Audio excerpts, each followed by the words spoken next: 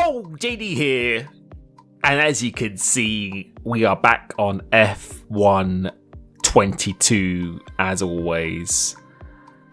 But in today's video, we are finally back with my Hotlap and setup series. And sorry that it's been quite a while between my last setup video.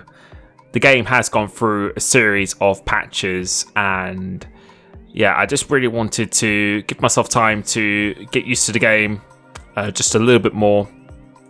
I've also been busy with a few in real life things as well, and yeah, I will be back to be doing Hotlap and set videos, plus tutorials which will be coming next week in terms of how to turn off the assists, turn off the racing line, turn off traction, ABS, all that good stuff. So hopefully that is something that will be useful for you. And just to let you know that my previous Hotlap and set videos, although they were done on the previous patch, are still very good baseline setups. One thing I would recommend you to change is definitely the tyre pressures, because that's something that has drastically changed through the recent patches.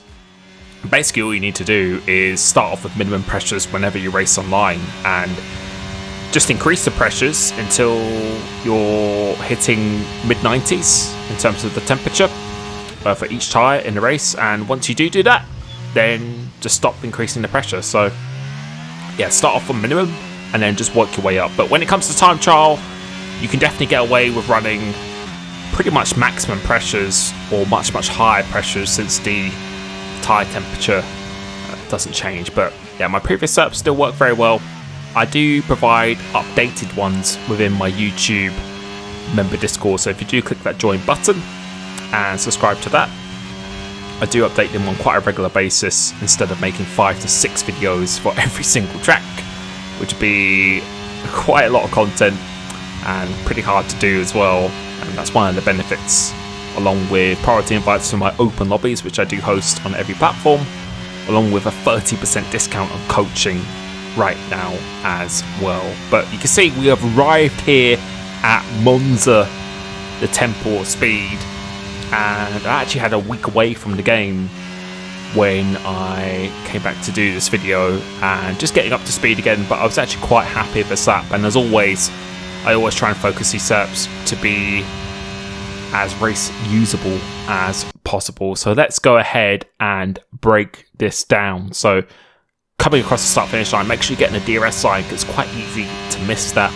And now coming into this turn one, bit of a tricky braking zone this. So it really is, as you pass the 150 meter board, as soon as your whole car is past that and you're going so fast, that's when you want to be getting ready to brake. So about 130 meters out, coming through into it, want to be kissing this curb and the next curb as well.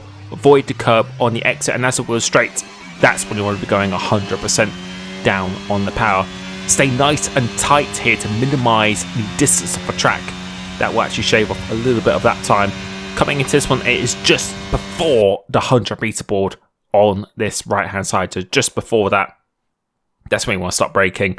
Bit of a controversial corner now, but on consoles you can take this curb, but not too much. So don't go on the green part, just go on the upper and lower part of the curb. So take this curb, but then kiss the next one. So you want to avoid the orange sausage curb on the inside, but you can take a little bit of this curb as well. Use all the track on the exit. And now coming into here, really, as you go past this 50 meter board, that's why I'm getting ready to start to turn in. You want to attack this corner quite early, going in 5th gear, hugging the inside, use all the track on the exit. And then coming into this one again, just as you go past this 50 meter board, that's where I downshift to 5th gear, do a late apex here, and then get a good run, use all the track on the exit. Make sure you get the DRS sign as well. And now coming up to one of the most important corners, Ascari. Coming into this one, my reference point really for this is this 100 meter board. So as I pass this, that's where I start to get ready to brake and turn in. As I hit this curb, that's why I actually start turning in. Try and use as much of the curb as possible, because we could actually cut this corner even more. Use all the track on the exit, but you want to make sure your wheel is completely straight before you go on the full power.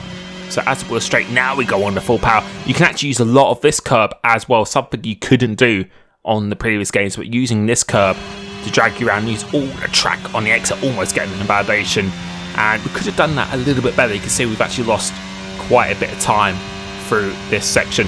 Now going into Parabolica, really as the green part of the track finishes and just before you hit the 50 meter board, that's where I start braking and turning in. So as we go into that, try and hug this apex, so nice early apex, use all the track on the exit, stay nice and tight to the right hand side to minimise the distance of the track once again, and going across the line is an 18.5, which I was actually fairly satisfied with. But you can see we did do it a little bit longer, and we're almost at 10th up going through here, which I think we could gain a lot of time going through Ascari as well. So I think for myself personally, probably an 18.3 with this setup on a near perfect lap. You can see if you got the curb a bit too much or a bit too trigger happy on the throttle, that is what happens. But now let's go through the setup. That was enough for the top 20 on the time trial, and again another 10th.